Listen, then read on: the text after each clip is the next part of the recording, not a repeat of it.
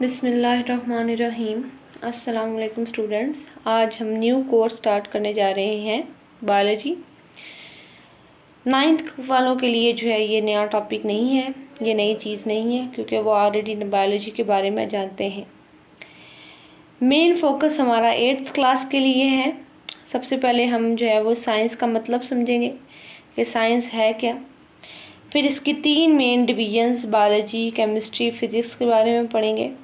और मेन हम जो है यहाँ पे फोकस करेंगे सिर्फ और सिर्फ बायोलॉजी पे। तो सबसे पहले हम समझते हैं कि साइंस क्या है, जिसको आज तक हम इसको एज अ सब्जेक्ट ही लेके आ रहे थे कि साइंस हमारे पास it is a name of subject. तो सबसे पहले आपको पता होना चाहिए कि जो साइंस का वर्ड है ये कहाँ से ओरिजिनेट हुआ, इसका वजूद जो है वो कहाँ से हुआ। साइंस का जो वर्ड है वो ओरिजिनेट हुआ, उसका वजूद जो हुआ एक वर्ड दैट इज सियांशा। लातीनी ज़ुबान का लफ्ज़ है सियांशा, जिसका लफ्ज़ी मतलब होता है नॉलेज, इल्म हासिल करना। अपनी सराउंडिंग्स के बारे में, अपने इन्वायरमेंट के बारे में, अपनी कायनात के बारे में इल्म हासिल करना, ताकि हम जो है वो अपनी नेचर के, कुदरत के जो है वो हक़ाइक़ समझ सकें, अपने रब को पहचान सकें। अच्छा जी, इसके बाद हम चलते हैं फॉर एग्जांपल अगर साइंस के हम जनरली एग्जांपल लें, कोई मुश्किल चीज़ नहीं है। हम जनरली अगर एग्जांपल लें, मैं कहती हूँ कि जो है पानी जो है वो ज़रूरी है लिविंग ऑर्गेनिजम्स के लिए। Water is necessary for living organisms.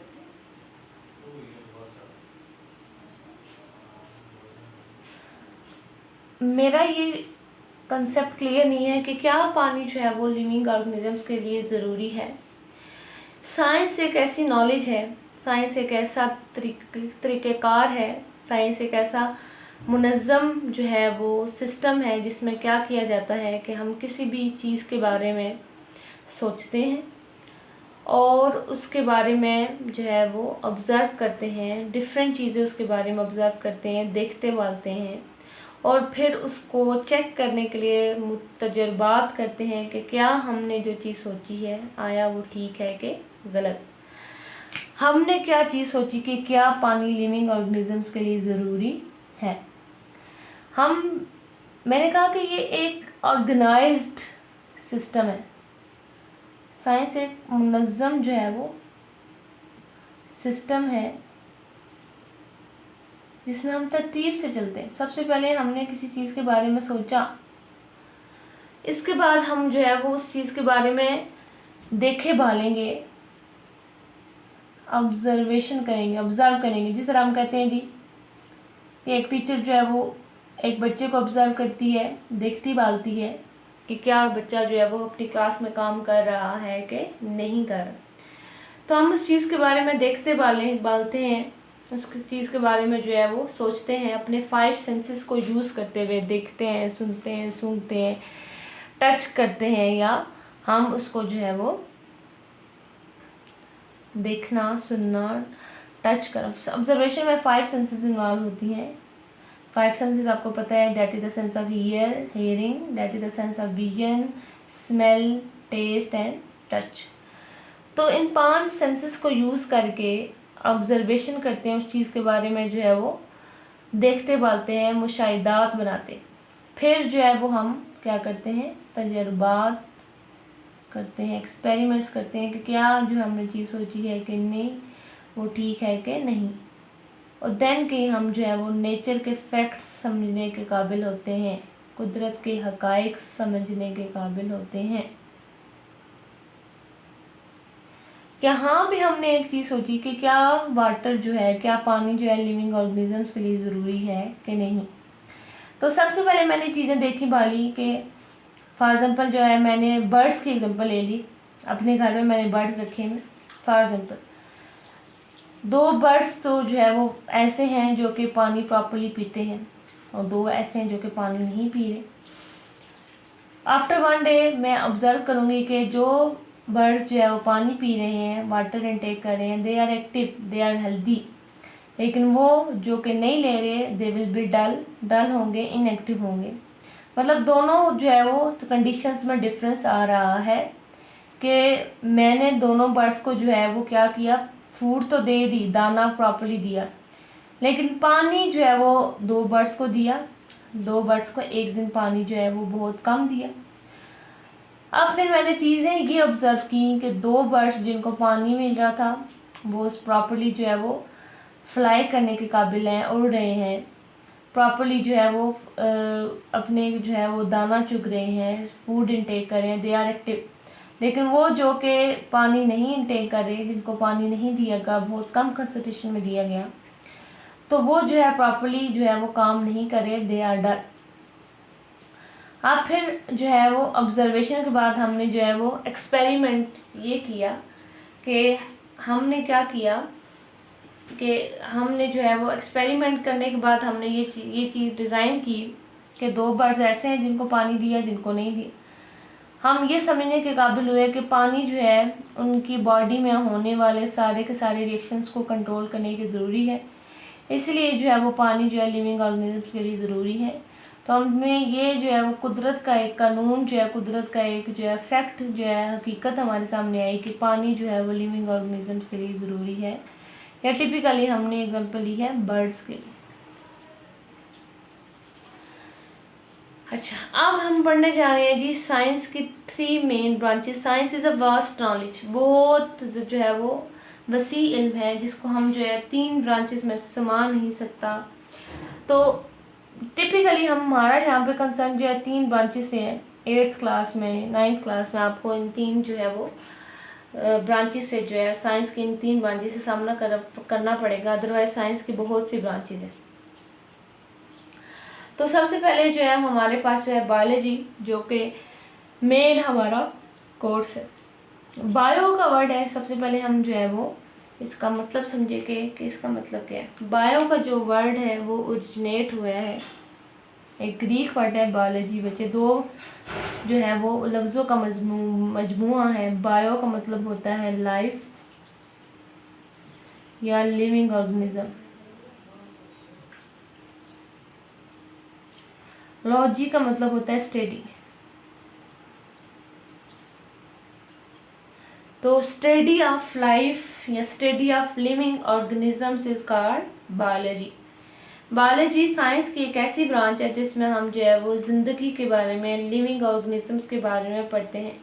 लेकिन अक्सर यहाँ पे बच्चों का मिसकंसेप्ट होता है कि इसमें हम नॉन लिविंग थिंग्स के बारे में नहीं पढ़ते। नॉन लिविंग, आप खुद सोचें कि क्या नॉन लिविंग थिंग्स की अहमियत नहीं है हमारी ज़िंदगी में? क्या हमारी ज़िंदगी या लिविंग ऑर्गेनिज्म की ज़िंदगी जो है वो नॉन लिविंग थिंग्स के बगैर जो है वो पॉसिबल है? हम जो है वो सांस लेते हैं, हवा, एयर क्या है? नॉन लिविंग थिंग है। हम अपने प्लांट जो है वो मिट्टी में ग्रो करते हैं, सॉइल नॉन लिविंग थिंग है। हम जो है वो बर्निंग का प्रोसेस करते हैं, आग जलाते हैं अपनी फूड कुक करने के लिए, फायर भी तो नॉन लिविंग थिंग है। हम पानी पीते हैं, पानी भी तो नॉन लिविंग थिंग है।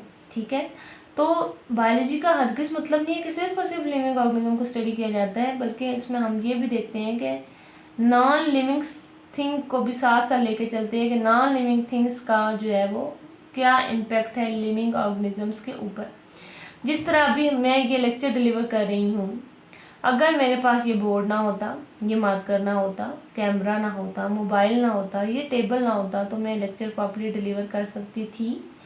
बीइंग अ लिविंग ऑर्गेनिज्म, मैं एक लिविंग ऑर्गेनिज्म हूँ, लेकिन मैं इन चीज़ों की जो है मोहताज हूँ। इनके बगैर जो है मेरा ये काम, लेक्चर देने का काम जो है वो इम्पॉसिबल था।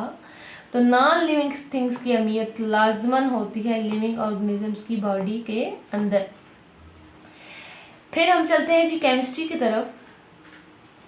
केमिस्ट्री एक ऐसी ब्रांच ऑफ साइंस है जिसमें हम पढ़ते हैं अपनी बॉडी में या इन्वायरमेंट में होने वाले मुख्तलिफ जो है वो अमल, जिनको हम केमिकल रिएक्शंस कहते हैं। It is a study of chemical reactions. जैसे कि हम कहते हैं जो प्लांट्स हैं, कब से पढ़ते आ रहे हैं कि जो प्लांट्स हैं वो फोटोसिंथेसिस करते हैं। फोटोसिंथेसिस एक ऐसा अमल है जिसमें प्लांट्स अपनी खुराक खुद तैयार कर सकते हैं। तो ये एक ऐसा प्रोसेस है जिसमें क्या होता है, कार्बन डाइऑक्साइड जो है वो वाटर के साथ मिलती है और ये अपनी खुराक जो है वो ग्लूकोज की फॉर्म में बनाते हैं, प्लस ऑक्सीजन बनाते हैं, जो कि हम लिविंग ऑर्गेनिजम्स इनटेक कर लेते हैं। तो branch of science that deals with the chemical reactions either occurring in living organism, either occurring in the environment, तो that is known as chemistry. Physics क्या है? फिजिक्स में हम क्या करते हैं बेटा जी? फिजिक्स में हम जो है वो स्टडी करते हैं रिलेशनशिप, स्टडी करते हैं मैटर के बारे में प्लस एनर्जी के बारे में। एनर्जी और मैटर के बारे में रिलेशनशिप डिस्कस करते हैं। और मैटर क्या है जी? मैटर है जी हर वो चीज़ जो जगह घेरती है और वजन रखती है, क्या कहलाती है? मैटर। मार्कर मैटर है, बुक मैटर है, बोर्ड मैटर है, मैं मैटर हूँ, मैं भी मैटर में ही आती हूँ। पानी मैटर है, हवा मैटर है। Energy ability to do work, काम करने की सलाहियत को हम क्या कहते हैं? एनर्जी। फिजिक्स में एग्जांपल अगर हम देखते हैं जी तो हमारा चलना, हमारी मूवमेंट,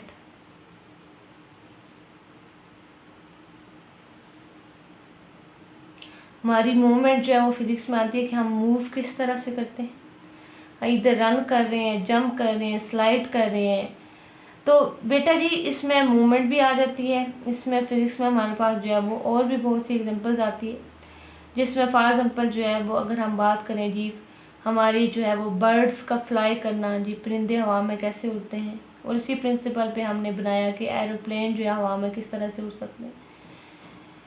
तो कहने का ये मतलब है कि चंद मिनट के लेक्चर में हम अपना इतना ज़्यादा ही साइंस का नॉलेज है कि उसको हम जो है इसको एक सांचे में जो है वो बंद नहीं कर सकते। बहुत ज़्यादा वसी नॉलेज है। तो मैं थोड़ी बहुत जो है चीज़ जो है टच कर रही हूँ, सिर्फ इंट्रोडक्शन इन चीज़ों का दे रही हूँ। मेन हम फोकस कर रहे हैं बायोलॉजी पे, जिसको हमने कहा कि it is the study of living organisms. तो मेन डिविजन्स हमारे पास बायोलॉजी भी बच्चे वास्ट नॉलेज है, ठीक है, वसी नॉलेज है। हमने इसको जो है फर्दर ब्रांचेस में जो है वो डिवाइड कर दिया, फर्दर जो है इसकी सब क्लासेस बना दी। जिस तरह आपको कहा जाता है जी, अगर फॉर एग्जाम्पल आपको कहा जाए जी आपने जो है वो इकट्ठे ही जो है वो नर्सरी से लेकर 10th क्लास तक आपने सारी क्लासेस जो है वो इकट्ठी ही कर लेनी है, तो ये आपके लिए मुश्किल है। इसी तरह एट अ टाइम साइंस के नॉलेज को इकट्ठा पढ़ना, बायोलॉजी, केमिस्ट्री, फिजिक्स या बायो की खुद इतना वसी नॉलेज है कि उसको इकट्ठा पढ़ना हमारे लिए काफ़ी मुश्किल है। इसलिए आपकी आसानी के लिए हमने जो है वो हमारे साइंटिस्ट ने जो है वो डिवीजन सब क्लासेस बना दी। जिस तरह आपकी आसानी के लिए क्लासेस बना दी गई हैं, ये क्लास नर्सरी है, ये क्लास प्रेप है, 1 है, 2 है, स्टिल 10th तक, और अकॉर्डिंग टू द एज उनको सब्जेक्ट्स पढ़ाए जाते हैं। अगर नर्सरी में ही हम उन्हें बायोलॉजी पढ़ाना शुरू कर दें तो बच्चे तो भाग जाएंगे, बच्चों के तो सर के ऊपर से ये बात गुजर जाएगी कि ये है क्या। तो हम सिंपल से हमेशा, ये लाइफ का असूल होता है कि हम सिंपल से हमेशा कम्प्लेक्स चीज़ की तरफ जाते हैं, और अपनी आसानी के लिए हमने इसको क्लासेस में जो है डिवाइड कर दिया है। बायोलॉजी की 3 मेन डिवीजन्स होती हैं। कितनी मेन डिवीजन्स होती हैं जी? 3 मेन डिवीजन। सबसे पहले है जी हमारे पास बॉटनी, दूसरा है जी हमारे पास जोलॉजी या जूलॉजी, और तीसरा हमारे पास माइक्रोबायोलॉजी।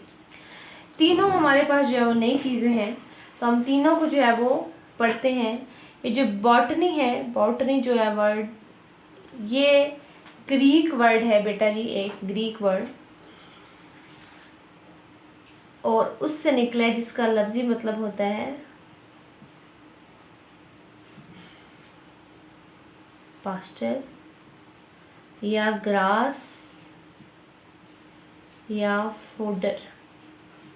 पास्चर होती है चरागा, फोडर मतलब चारा, ग्रास मतलब घास। तो मतलब ये इन तीनों मतलब से हमें कहीं ये बात जनरली समझ आ रही है कि it is the study of the, ये तीनों चीज़ें किससे लिंक कर रही हैं? प्लांट से लिंक कर रही हैं। तो study of plants is called botany. Biology की ऐसी डिवीजन जिसमें हम सिर्फ और सिर्फ प्लांट्स के बारे में पढ़ते हैं, इसको हम क्या कहते हैं जी? बॉटनी। के वैरायटी ऑफ द प्लांट्स मौजूद हैं हमारे इस सराउंडिंग में। कुछ झाड़ियाँ हैं, कुछ जड़ी बूटियाँ हैं, कुछ दरख्त हैं। फिर दरख्त में हमारे पास जो है वो हम उसकी हाइट देखेंगे, उसकी हाइट ज़्यादा होती है, झाड़ियों की हाइट दरख्तों से कम होती है। जड़ी बूटियाँ तो बहुत ही माइन्यूट्स होती हैं, बहुत छोटे छोटे हाइट की होती हैं। और हम चीज़ें क्या देखते हैं कि सीड से कैसे नया प्लांट बनता है, उस सीड के अंदर क्या क्या चेंजेस आती हैं कि नया प्लांट बना। कौन कौन से प्रोसेसेस होते हैं, प्लांट्स ग्रोथ कैसे करते हैं, तो सारी की सारी चीज़ें हम पढ़ते हैं किसके अंदर, बॉटनी के अंदर। ज़ूलॉजी जो है वो वर्ड निकला है जू का। आपको पता होगा कि जू जो है वो क्या किसको कहते हैं, चिड़ियाघर को। और चिड़ियाघर में क्या होते हैं, जानवर होते हैं। और लॉजी का मतलब अभी हम पढ़ चुके हैं, ये इसका मतलब होता है स्टडी। तो स्टडी ऑफ एनिमल्स, एनिमल्स के बारे में स्टडी करना ज़ूलॉजी कहलाता है। ह्यूमन की अगर हम बात करें, हम भी तो इसी में आते हैं।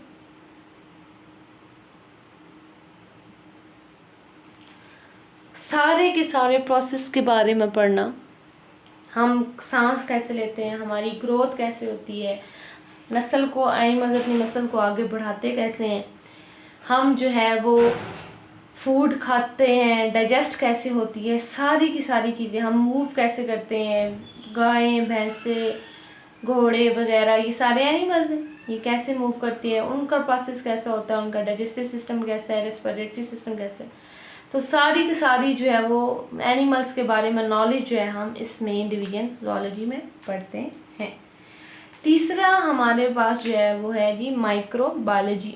माइक्रो का क्या मतलब होता है, छोटे छोटे, बायोलॉजी मतलब छोटे, बायोलॉजी मतलब लिविंग, छोटे छोटे लिविंग ऑर्गेनिजम्स के बारे में पढ़ना। और आपको पता है कि साइंस के टर्म में छोटे छोटे लिविंग ऑर्गेनिजम्स को हम माइक्रो ऑर्गेनिजम्स कहते हैं। और माइक्रो ऑर्गेनिजम्स ऐसे ऑर्गेनिजम्स हैं जिसको हम अपनी आम आँख से नज़र जो है वो नहीं, हमें नज़र आते नहीं देख सकते, इसलिए हम उसके लिए माइक्रोस्कोप का यूज़ करते हैं, जिसमें हम टिपिकली एग्जांपल्स लेते हैं बैक्टीरिया या वायरस वगैरह के।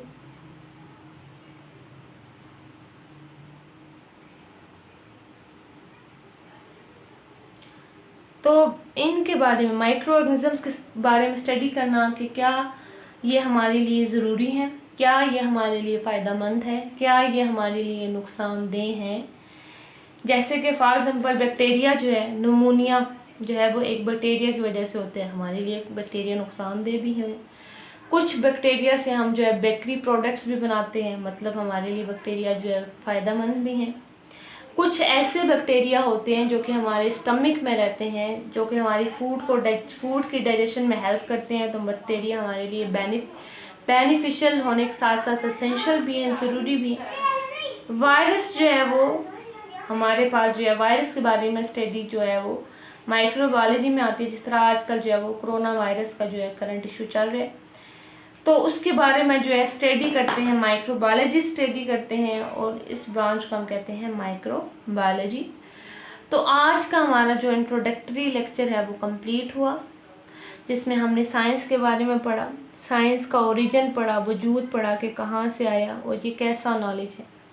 फिर हमने 3 main divisions, biology, chemistry, physics के बारे में पढ़ा। Biology is the study of life, chemistry is the study of chemical reactions either occurring in environment और इधर occurring in living organisms. Physics में हम रिलेशन करते हैं स्टडी मैटर का और एनर्जी का। फिर हमने 3 मेन डिविजन्स बायोलॉजी की पढ़ी, study of plants is called botany, study of animals is called zoology and study of micro organism is called microbiology. Hope so के आपको जो है लेक्चर समझ आ गया होगा। मैं वही बात कर रही हूँ कि चंद मिनट के लेक्चर में हम जो है वो इतना नॉलेज जो है वो डिलीवर नहीं कर सकते, क्योंकि साइंस जो है बहुत वसी नॉलेज है। लेकिन जो चीज़ समझाई है उसको अंडरस्टैंड करें, उसको सही तरह से पढ़ें, ताकि आपको जो है वो चीज़ क्लियर हो जाए। ओके स्टूडेंट्स, अल्लाह हाफिज़।